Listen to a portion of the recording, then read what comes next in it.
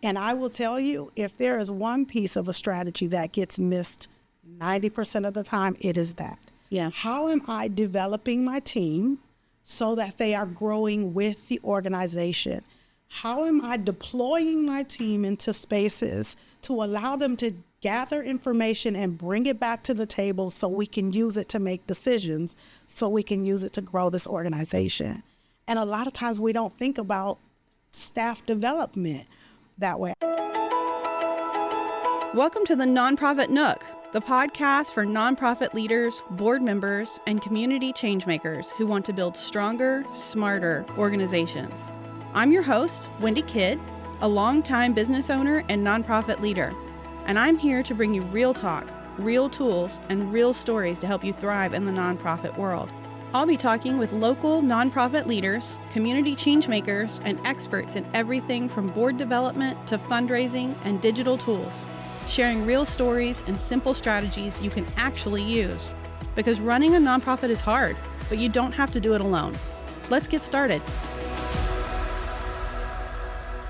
Welcome, everyone. We are here again with Dr. Colette Portis with the Red Development Group. We are talking through our strategic planning series. And if you guys listened to the episode prior to this, that was the first part of this series. If you have not listened to that first part, you really need to go back and listen to it. Lots of good stuff on how to prepare for strategic planning for your nonprofit. So today we're going to move into what we're actually doing. So first episode was all about the pre-work, all the things we needed to assess before we sat down and really started making a plan. But now we're down to it. We're going to start planning. And so we need to talk about what should that look like? What are these strategic planning sessions or days or etc.? What is that going to look like and what is that going to include? So come on, Portis, let's talk about it. So depending on who you use as your service provider, my recommendation is to use an outside service provider. I also know that there are nonprofits that cannot afford an outside voice, so you have to figure out how to do it yourself. But then in cases like that, my suggestion is to bring in some supporters who really love you and who will give you great advice and who won't just give you the friendly stuff to help you see an outside perspective. Right. I also feel like, and you tell me how much this is true, but I feel like bringing in somebody from the outside also helps mediate the conversation better. Absolutely. Right? Absolutely. My suggestion would be to use your supporters. So your donors, because one, they have a vested interest in you. They've put their money where their mouth is. But number two, it gives you an opportunity to help them understand where you're going and be a part of it. So that means 9 times out of 10, they're also going to financially support you more. Right. And bring their resources to the table. They're invested in what you're doing that day. They want to make sure that you are getting to the goals that are appropriate. Absolutely. And I think that that's part of the strategic planning, and maybe you're about to tell us all this wonderfulness, but I think of strategic planning, the hardest part I feel like people sometimes reinvent the wheel. They're not going back to their original mission statement, their original vision statement, their original values. They're not using that as a touchstone. Instead, they're trying to recreate that wheel. Yes. And I feel like that strategic planning is not to reinvent that. It is not to reinvent your nonprofit, unless, your nonprofit's got problems and now you're reinventing it. But you should be going back to basics and trying to figure out what your measurable goals are for the future, right? Yeah, your mission statement, your vision statement, your core value statements, not words, because we all define words differently. So you should have statements. Those are your anchors. Those are your guiding stars. So anything you put in your strategy should be pointing or leading to those things. Yes. So your mission statement is the mission. We are working to get there. So this year, this 12-month period, we're going to do these things in order to get closer to our mission. Yeah. Your core values these are the rules that are going to govern our behaviors as we move towards that particular goal. So yes, you're absolutely right. You need to be aware of those. You need to be checking in with those things to make sure they are still the same. You don't have to reinvent the wheel, right? Understanding your anchors, making sure they're still your anchors, They don't need to be adjusted or anything like that. Then setting your goals. What do we want to do in the next year? What does our work look like in the next year? Sure. When we strategize, we have 15 plans. And so clearly, of course, my brain is going to think that way. So our very first plan is looking at what does it look like to grow this organization? What does growth even mean? Where are we right now? What did we do in the last year, the last 5 years, depending on how often they look at their strategy? My suggestion, though, is if you're using strategy, you need to do it annually now. Technology and everything is changing so fast that you have to do it annually. Sure. So really our first step is looking back at those assessments we talked about in the first podcast. So, or presenting those assessments to everybody that's in the room, right? We talked about, what all we needed to assess. Who is going to be in this room? We're going to present all of that to them and make sure that they understand where the organization is right now. Absolutely. Because if you don't know where you are, how do you know where you're going? Yeah. If I don't know I'm in Texas, how on earth am I going to plan to get to Chicago? Yeah. I don't know where I am. Right? So first, knowing where you are, looking at that assessment data, understanding where the organization is, also understanding how what you did in the past is connected to your anchors. Was it connected? Or were we just doing a lot of stuff? Right. Was it successful? Was it what we really wanted to have happen? Did something else happen that we didn't realize? Yeah. That's all part of that assessment review. Yeah.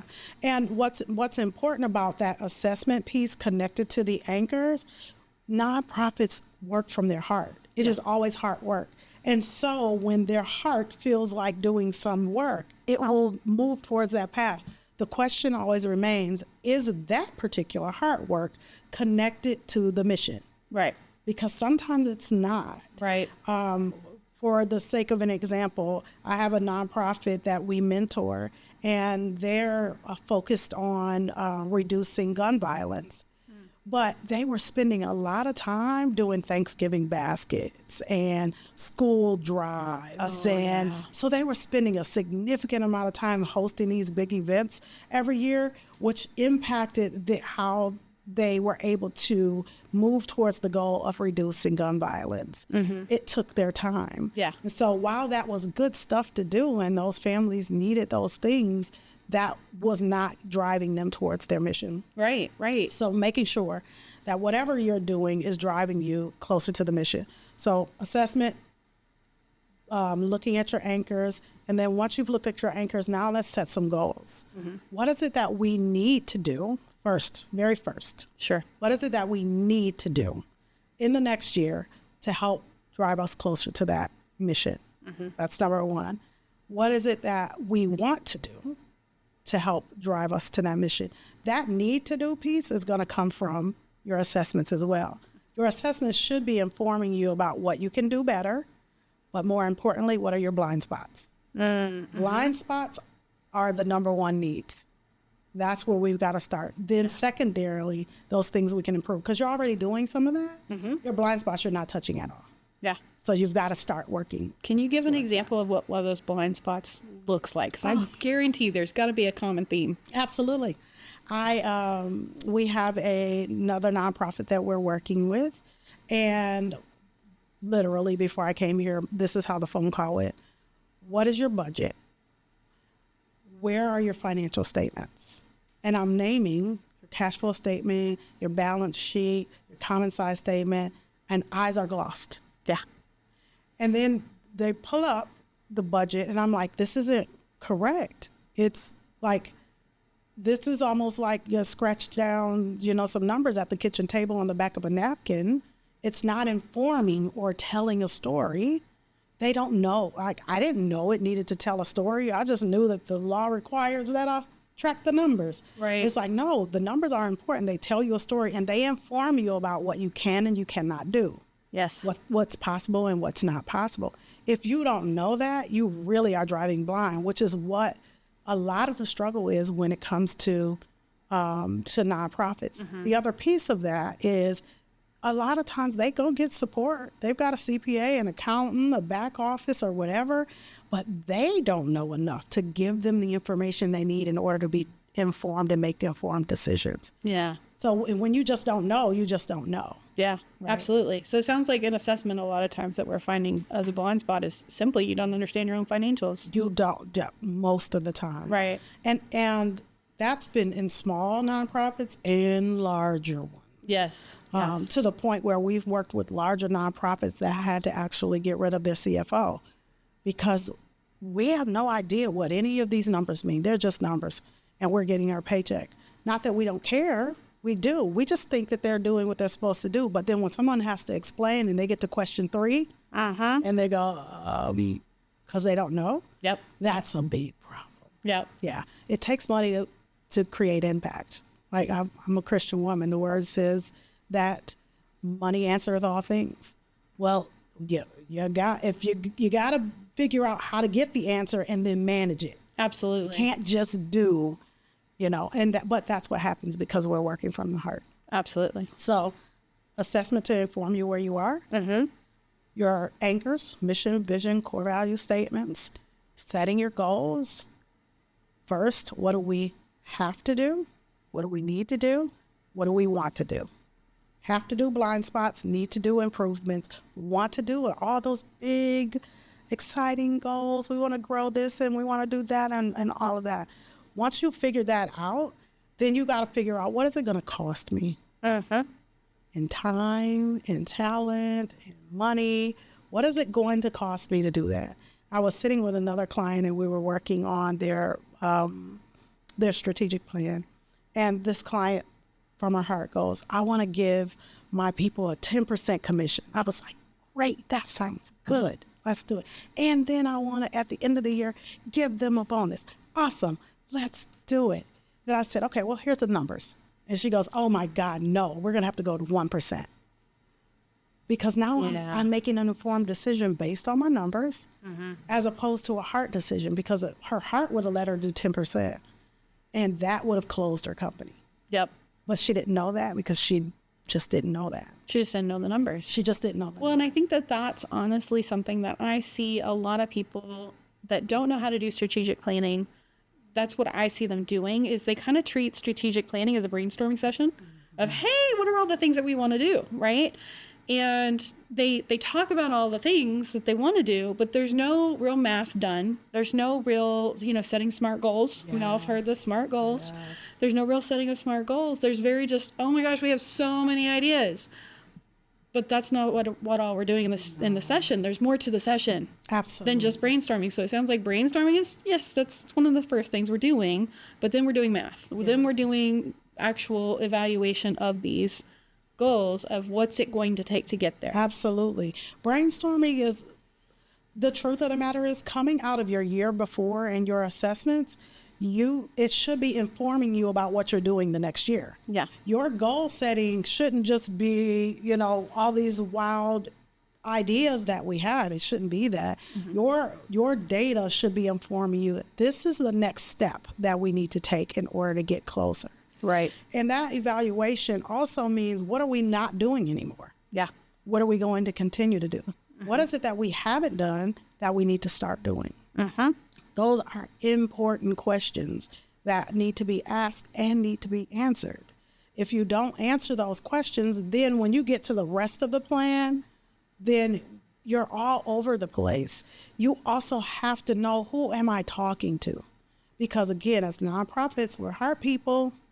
Because we're heart people, we will help everybody. But yes, giving kids backpacks does not reduce gun violence. Right. Right? Right. So I could be helping over here with the second grader who needs a backpack, but I really need to be helping the group of teenagers that are most impacted by this. Right. So making sure you know who you're talking to, and don't be afraid of that. So many people are afraid to narrow who they're talking to. I tell people all the time, if you are talking to everybody, you are talking to nobody. That is right. If I said lit to my grandfather, so true. He understands fire. If I said lit to my sister, she understands something. Then when I say lit to my niece or nephew, it's one word. three completely different meanings. Yes. Granddad is looking for a lighter or matches, right? Right. Like, means something completely different. So if you're talking to everybody, you are talking to nobody. And you don't have to narrow it forever, just for the next 12 months. Become an expert in who. You need to decide that. Yes. In your strategic plan. What do I want to do more of? What do I want to do less of? Yes. If gun violence is the thing that I really want to tackle, then who's most affected by it?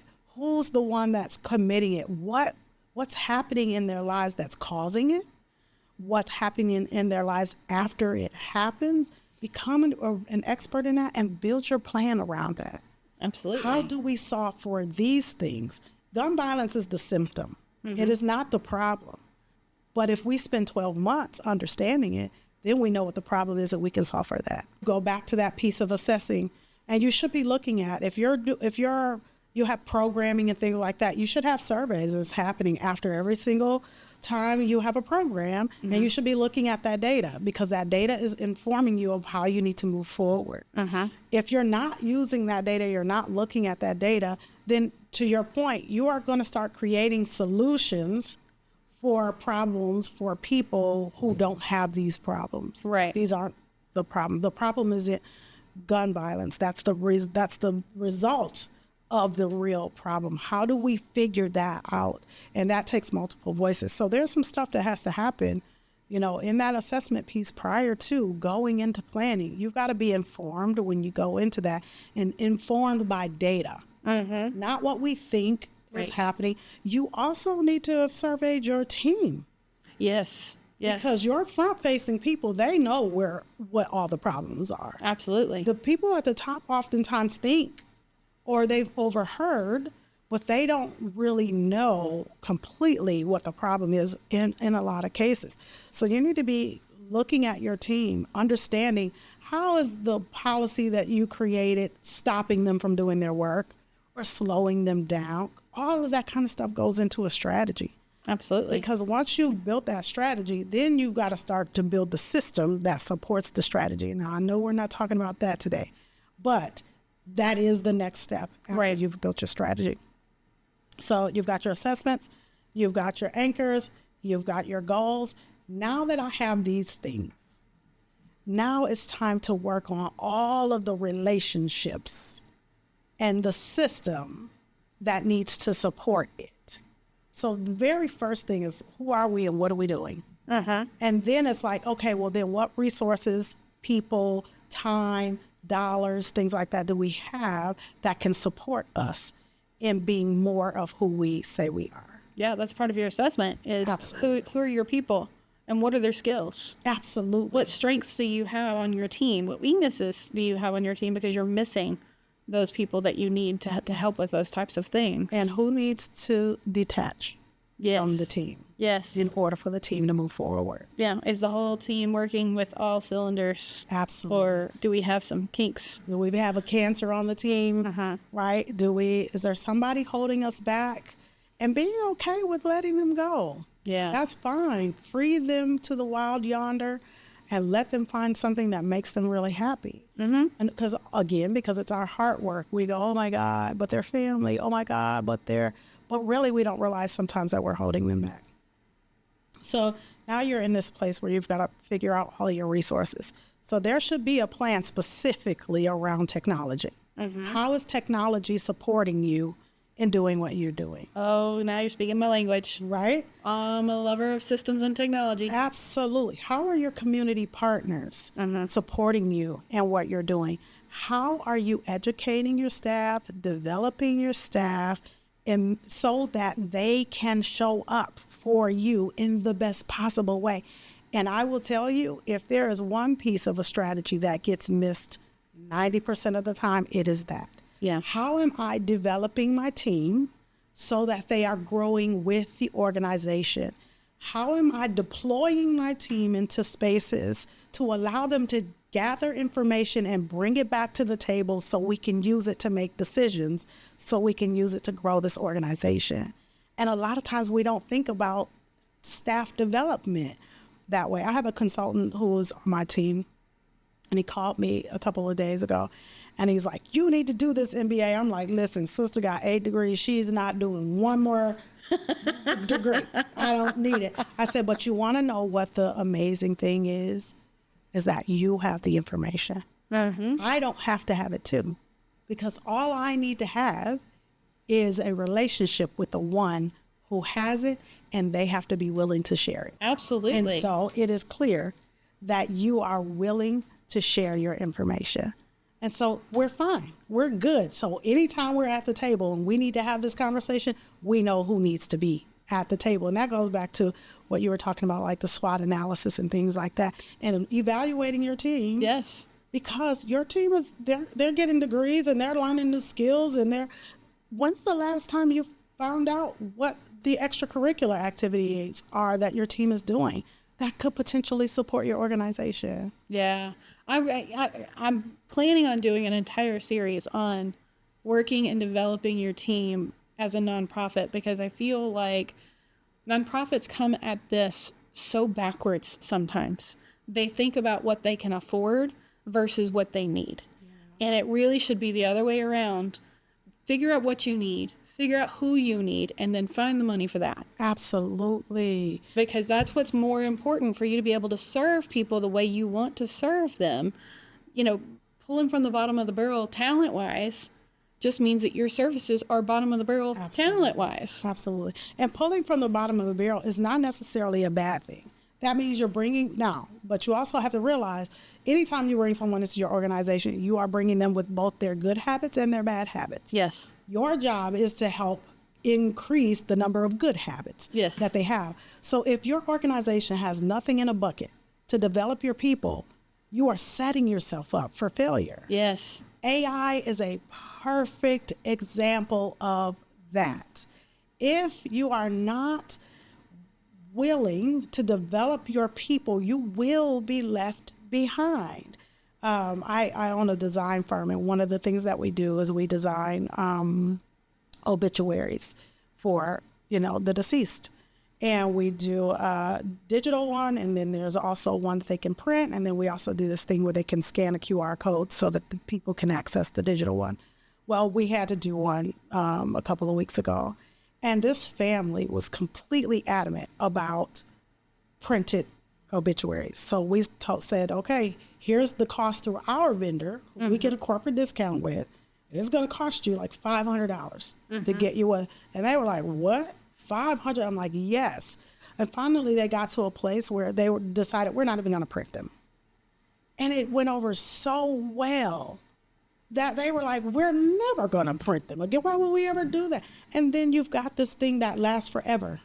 Absolutely. That you don't, the piece of paper you might look, but just simple things like that, simple changes like that. But if you aren't training your team, if you don't have a pot of money somewhere that you could tap into $250, $300 to send a team member to go learn about AI and AI technology, you're going to be scraping, and yes, your neighbor is going to be working faster and more efficient than you are because they found a way. Now, here's the other piece. I know that these are nonprofits, and I know every single dollar counts. There are so many resources because I'm a believer in intent. What you intend in your heart is typically what's going to happen. So when you put your strategic plan together and then you put your budget together, intend on what you want to do. Sure. And then you will start to find that, we didn't have to pay for that AI course. There's a free one that they could take, or they could go to. Absolutely. Or, right? Our resources are providing these different things because now we intend on doing it. So now we can see what resources are available to us. So your resources are not just your team. No. They are also the people in the community that you have relationships with. They are also the donors that you have, the volunteers that you have. There are so many resources providing free education, free software, discounted education for nonprofits. That should be part of your strategic planning, is figuring out what those resources are. And once you've brainstormed your ideas, you've figured out your goals, part of the strategic planning is figuring out what resources you need for those goals. Absolutely. When we plan, we have what's called a community plan. So remember I said we have 15 plans that that make up one strategic So walk us plan. through what all the 15 are real quick. So the first plan is growth, looking at what does business growth look like here. The second plan is work. What kind of work is it going to take for us to get there? The third plan is what do I need to do mentally?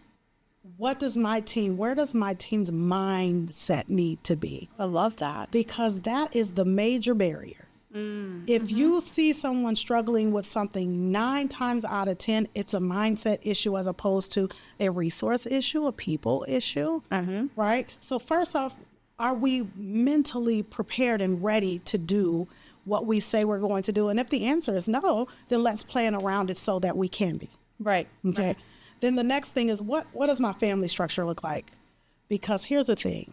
I say this all the time for nonprofits. They do a great job of taking care of the community, but taking care of their people, they are not doing it. They don't provide the same when it comes to the people who work for them. I guarantee you the listeners are going, yes. Yes, right now. Everybody nodding your head.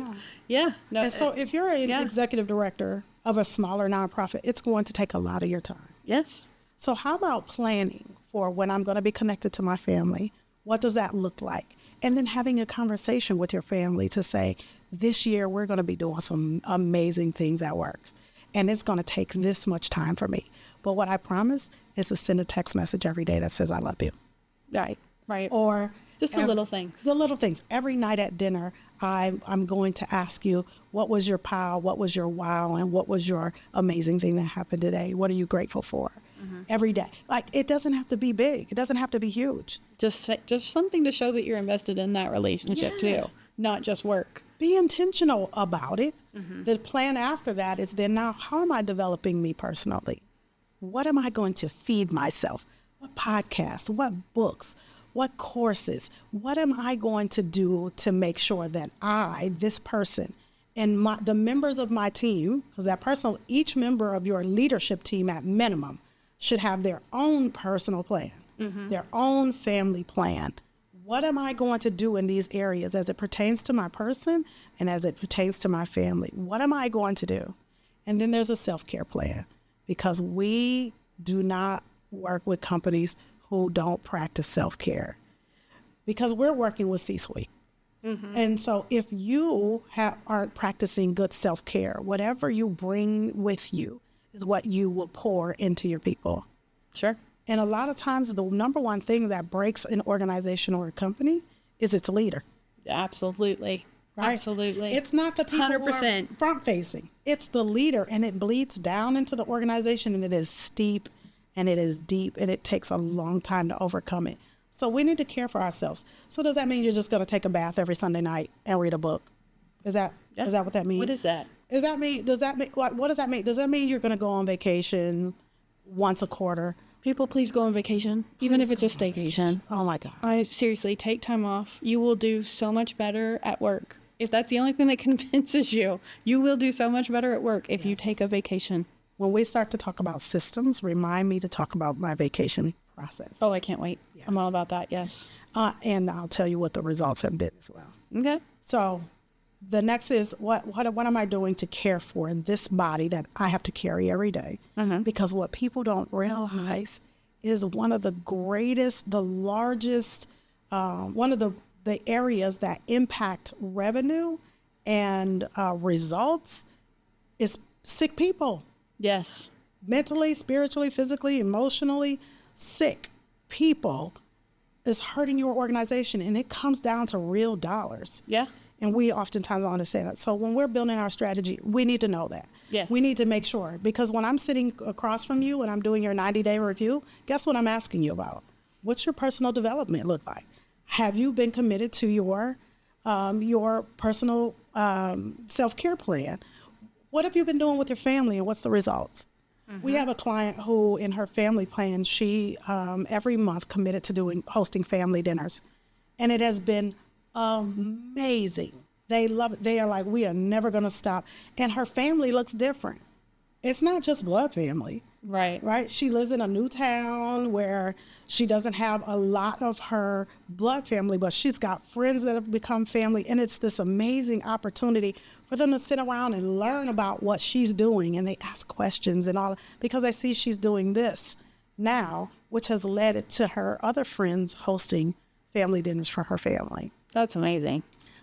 And I'm sure that energy pours right back into her team. I've always called my team my chosen family. Mm-hmm. So her chosen family is now benefiting from her being this much more high energy being and happy and positive. And now she can do that with work too. Absolutely. And that just makes everybody at the place, at the nonprofit, feel better. And it just makes it so much easier. Her clients feel it. Mm-hmm. Her donors feel it. And this is a nonprofit. So because a lot of times we can go, when do you find the time to do that? No, you don't find it. You make it. Yes, ma'am. You have to make the time. People ask me all the time. I'm a time management nut. Mm-hmm. And they ask me all the time, how do you stay so organized? Because I plan according to my priorities in life. Yes. If this is not important to me, it's not getting time on my calendar. Absolutely. And everyone needs to look at that. If they've never looked at that in their life before, I implore you, and give me a call, send me a message. I will talk about this time all day long. I probably will do a podcast where I just talk about this.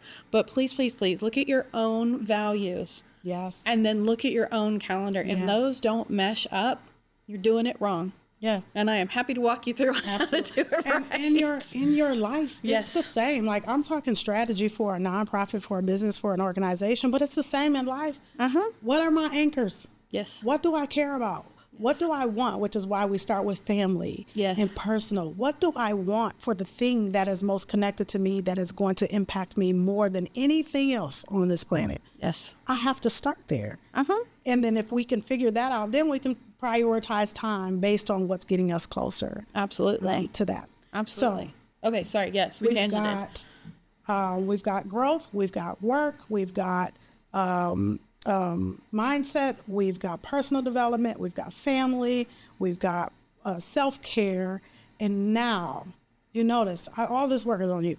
Right. This is right. We haven't talked about other people yet. Right. Finally, we get the other people. Mm-hmm. Community. What am I doing for my community?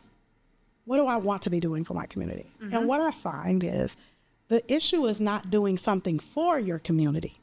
The issue is giving it all away to your community, so you don't have enough seed to sow in order to create and harvest, so you can keep doing things for your community. Right. So you're giving it all away. Well, when you develop that strategy around how I'm going to impact my community, connected to my anchors, now my relationships look different. Right. Now we don't have relationships with other organizations or other people that's draining us. We've got a two-way relationship where you're getting something and we're getting something. And we are supporting one another in what we do as opposed to helping. Right. Right? Absolutely. Helping means you couldn't get it done yourself, so I'm going to help you do it. Right. Supporting means you are doing it. You just need somebody to hold your arms. Or, you need somebody to help you take the next step. Right. Right? So community, how are we planning? How much are we giving? Are we a nonprofit that supports other nonprofits or other organizations? Yes. Right? What is it that we want from our community? How are we showing up in our community? What percentage of our community do we want to impact? Yes. Right? If we're working to solve the problem of homelessness, then what is the percentage of homelessness in your city? And then what percentage of that do you want to impact? Because it can't be 100. It's called a SMART goal, people. It's called a SMART goal. SMART goal. Mm-hmm. Yeah, I love those things. Yes, yes. So community is next. Once we're at community, then the next thing is, let's think about events by themselves. Why would you pull events out of all things? Because those are massive undertakings. Yes, ma'am.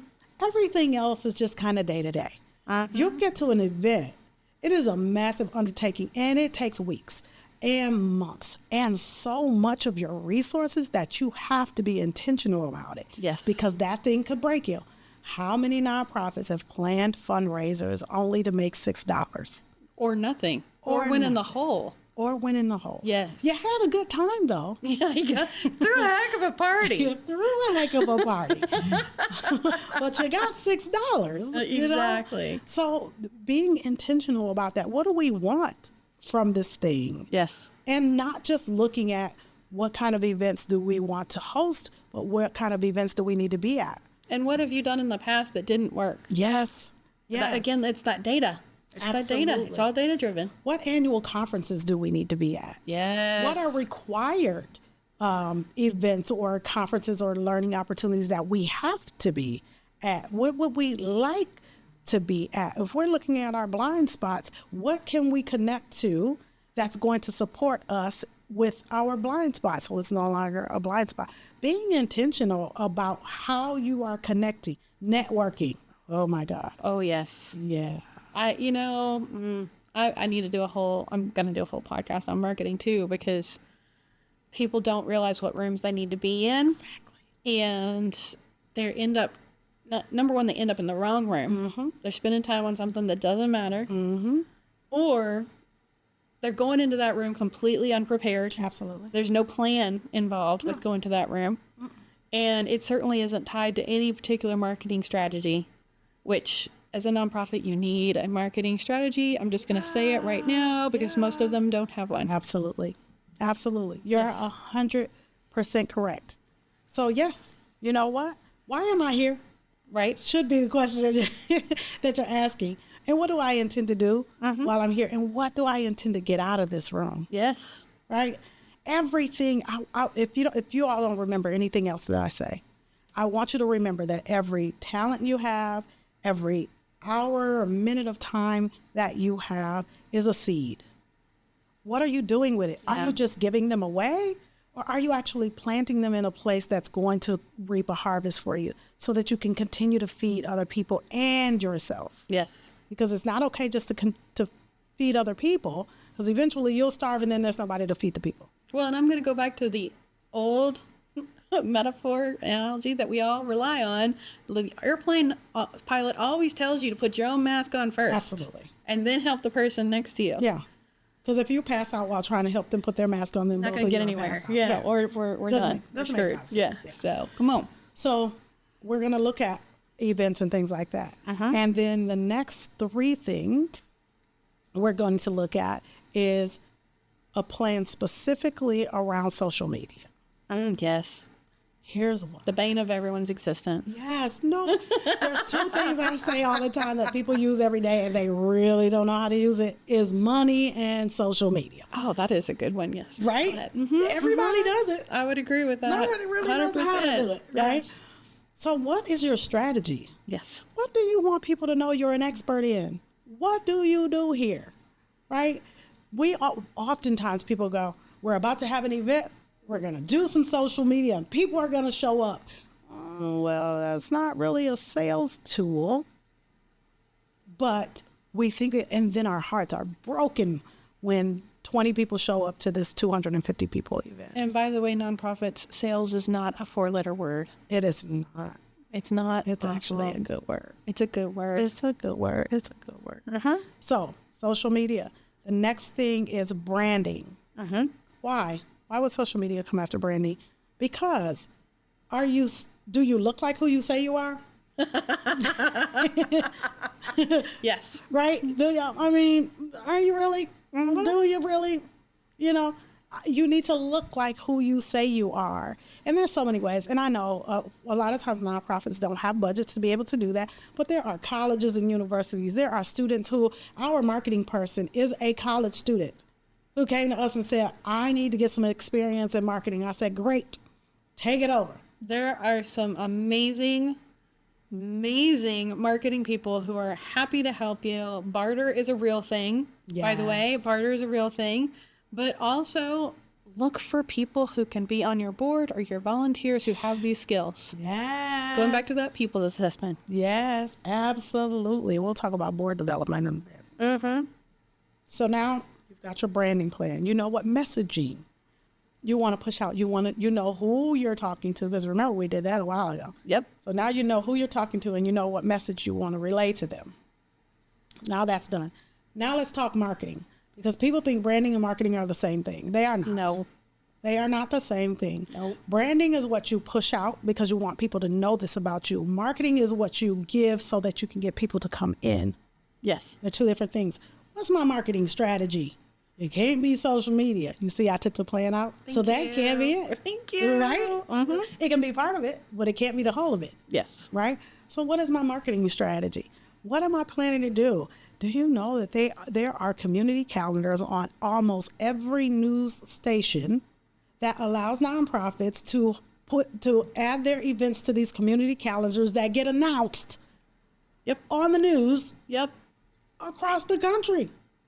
Are we using these things? How many newsletters? Who are my partners? Is American Airlines or somebody your partner? Would they be willing to add to their newsletter something that you're pushing out? Are they willing to do that? Did you ask them? And I'm going to say this because I can hear the groan already from listeners. Yes, it takes time. Yeah. But if you put it into your plan, it only takes the time that you have decided already to dedicate to it. Absolutely. If you're not thinking of this during your strategic plan, of course, it's never going to get done. Absolutely. Now, when we plan with an organization, at the end of every single plan is an accountability report. Oh, I love that. They first have to determine, we've written this plan. So we've written this family plan. Who in the family is who is responsible? Who is the person that everybody knows to come to when they need to find out information? Who is this person? Because guess what, Wendy? When I do your 90-day review and I ask you about your family plan, I've already called your husband because he's the one responsible and for the plan. And he would absolutely talk to you. And he would absolutely tell me all of the tea. So when I'm asking you a question, it's not because I don't have information. I just want to know if yours is going to line up with mine. Yep. If you are self-aware. Absolutely. Yeah. Right? Yep. Every single one of those plans, your community plans, somebody has to be responsible. Somebody has to be the gatekeeper, the holder of the keys for this particular thing. Yes. And guess what happens in your team meetings? They're reporting on the plans that they're responsible for. Yes. So now you don't have humdrum meetings. They're excited about what's going on. Somebody's excited about events. Somebody's excited about social. But guess what? Whoever is responsible for the social plan now know who's responsible for the community plan and the event plan and the branding plan and the marketing plan. And they're talking to those people. So you've now got interdepartmental communication happening. Love it. And all things are working together. That is fantastic. Okay, let me ask you a question. Wait, did we get through all the plans? We're not. Okay, let's finish getting through the plans, then I have another question. All right. So we're at marketing. That's done. Yes. The next thing is sales. Because our marketing plan oftentimes is going to be ambitious. Of course. Well, what do we need to do? What are the boots on the ground activities that need to happen in order to get us there? How much do we need to fundraise? What does that look like every day? How much do we need coming in every day? How much needs to come in every week? Who are the resources that we can tap into to get whatever? Do we want to plan for having a endowment? Who's responsible for building that relationship and potentially having that happen for us, right? Right. That also informs the financial plan, which is the last one that we do. But that sales plan is how do we go out and do the work? Sales is a 4-letter word to most people. Yes. Because they haven't strategized around it. They don't know how to do it. And they haven't really thought about it. And so they just kind of wing it. And then you get those looks like that person that's bothering you in the store and you want them to just leave you alone so you can look around. Well, and I think the thing is nonprofits don't equate sales to themselves because they don't feel like I have a service or a product I'm actually selling. And it's different because instead of selling directly to the consumer, you are actually selling to your donors what you are providing to the consumers. Absolutely. So it is a different process, but it is still sales. Yeah. It's a two-sided process. Exactly. Because you're absolutely right. You are selling to your donors and your supporters and your volunteers and all of that, but you're also selling to the people you serve because they may not trust you. That's true. That's true. You got to get your buy-in on the product or the service. The payment that you are intending to receive might look different. Over here, it's trust. Over here is actual dollars. Yes. So we've got our sales plan, and then we've got our technology plan. How is technology now? What technology do we need to be able to do all of these things? Sales and marketing and social and events. What are the technologies we're going to use to support all of the things that we're going to do? You've got a succession plan. Yes, please talk to me about succession. What happens if we've got all of these amazing things planned and we've got this phenomenal executive director and something happens and our board votes our executive director out and we get a new one? Mm-hmm. What does succession look like? Who and what does that person need to know? What's going to happen with the donors? Are your donors only connected to one person in your organization? Because if so, and that person leaves, then that donor leaves. Yep. We have research to show that. Yes. Succession planning says this is what happens. And it doesn't always mean somebody leaves. Somebody gets sick. There's so many things that can happen. What does succession look like in your organization? And is the work of this organization solely dependent upon any 1, 2, or 3 people? And if it is, you're in trouble. If it is, you're in trouble. Yep. But if you have a succession plan, then you have a plan. How am I communicating if the world shuts down again? Yes. How am I communicating to my stakeholders? What are we saying to other people about what's going on? What are we saying to our clients? What are we saying to our supporters? Mm-hmm. Who's responsible for saying it? Exactly. And what means are they using to communicate that? So you've got a communication plan. Mm-hmm. You've got to know how, when, what, where, how much to say when it's time to say something. Absolutely. Okay. And then you have then you've got your finance plan. It should always be your last one. I've seen where other. Why should it be last? Talk to me about that. If you don't have all of these other things planned out, how are you going to decide how much money you need to do them? Yes. Right? But let me caveat this by saying, people, this does not mean you don't look at your financials until the end. Oh, God, no. You should have looked at your financials at the beginning as part of the assessment. Absolutely. This is the financial plan she's talking about is what you're going to do for the future. Absolutely. And it is the plan that now informs the budget you create once your strategy is done. Yeah. It is not your budget. But It is what informs your budget. Yes. And yes, the number's going to be big. Yes. And yes, the number's going to be scary. Yes. But now that you've got strategy and you know how to do it, then you can get it done. If you're not scared by your plan, you're not doing it right. Oh, God, no. No. Just going to put that out there. Somebody said that to me about my business. And I really never had felt that fear before. Until I really learned how to strategic plan for my business. And when I did, that's when I understood that phrase. Mm-hmm. That's when I understood what they meant by your plan's going to scare you, but that's what it should do. Because it should be intimidating is what we're saying. We're saying it should inspire you and it should make you want to do better. It should tell you that you have to go get other people to help you do it. Yes. If you can do it by yourself, then it's not a strategic plan. That's a good way of putting it. It's not. Yeah. You're cheating yourself. Your strategic plan should tell you the only way this is ever going to happen is if I go get other people to help me do it. Mm-hmm.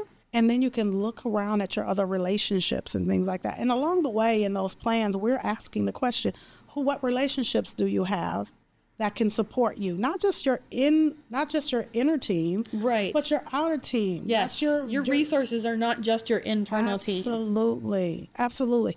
Who outside of your organization can help you with these things? Do you have a relationship with a local college or high school or something like that? Can they support you? Yeah. And if the answer is yes, then we're putting that in our strategy. And then that also goes in that accountability report. Mm-hmm. How have you been connecting with and who have you been connecting with?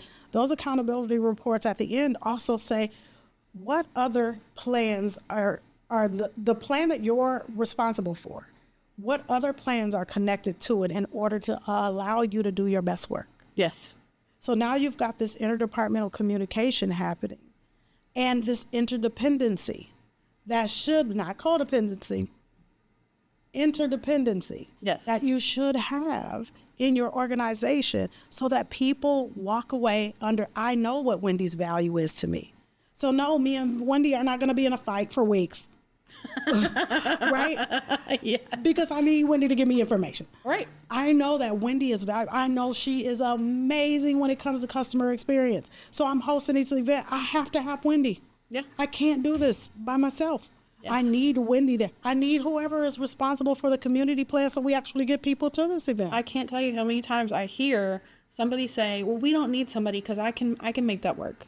This isn't about making it work. This is about finding the people who are going to take it to the next level. Yes. And if that is not you, yes, of course you need somebody outside. The other thing your strategy should do for you is help you to understand the value of the members on your team. Yes. Where they fit inside your organization. It should also help you to identify where you have so many duplicates, because a lot of times we attract people who are like us. And oftentimes when you are struggling in business in general, whether it's nonprofit, for-profit, or whatever, when you are struggling, if you look around, you got a lot of people who think like you, walk like you, talk like you, look like you.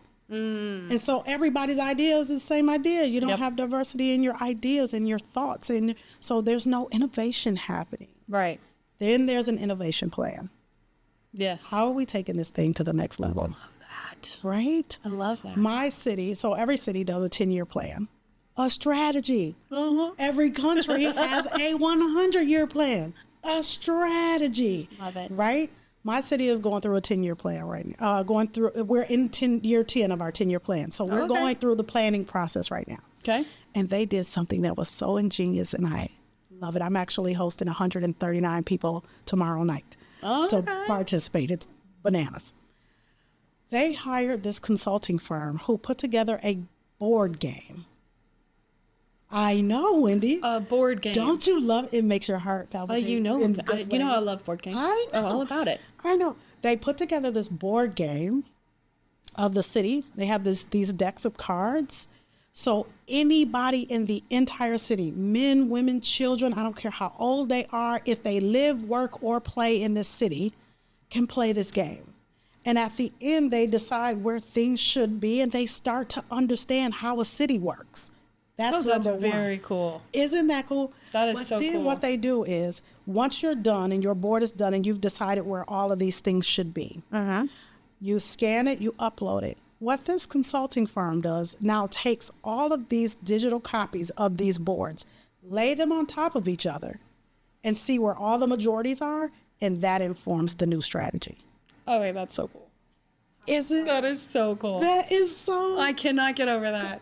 I am in love with it, which is why, even though I don't have time, I'm hosting 139 people. Of course. Who are going to play this game, because it's important to get the voice of your people.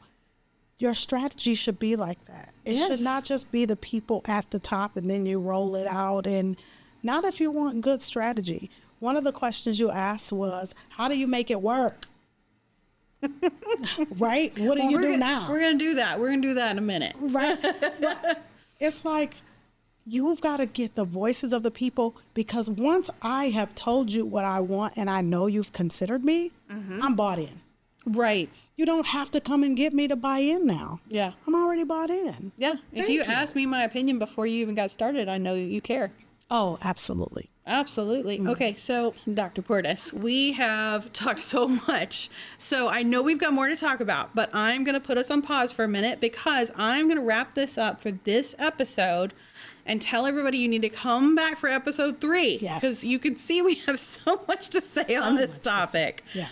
Come back for episode 3, and we're going to talk about how long it takes to make your strategic plan and how to implement that strategic plan. So thanks so much, everybody, for coming in today. We appreciate it, and we will see you soon for episode 3 of our strategic planning series. Yes. Thanks, Colette. You're welcome.